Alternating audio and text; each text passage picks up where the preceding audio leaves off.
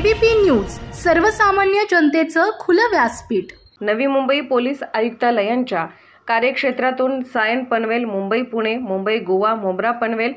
Palaspe, JNPT असे महामार्ग गेलेले असून सदर महामार्गावर माल वाहतूक व प्रवासी वाहतूक करणाऱ्या वाहनांची संख्या मोठी आहे।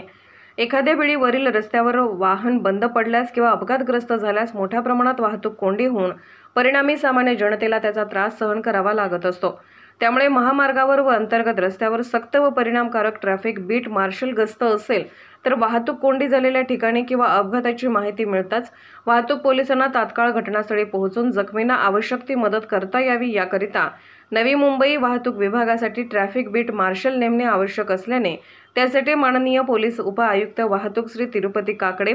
यांनी केलेल्या परिश्रम व पाठपुराव्यामुळे ट्रॅफिक बीट मार्शल करिता अद्ययावत 20 दुचाकी वाहने पुरवण्यात आलेली आहेत।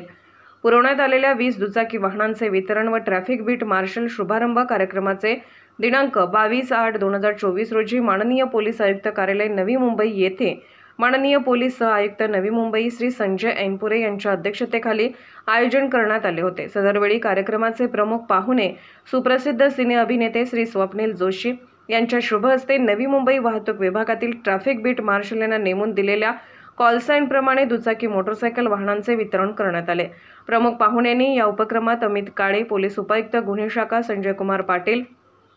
पोलीस उपायुक्त मुख्यालय रश्मी नांदेडकर, पोलीस उपायुक्त विशेष शाखा व नवी मुंबईतील इतर सर्व प्रभारी अधिकारी, वाहतूक शाखा व पोलीस अंमलदार यांनी समाधान व्यक्त करून बीट मार्शल ड्युटीकरिता नेमलेल्या अंमलदारांना शुभेच्छा दिल्या।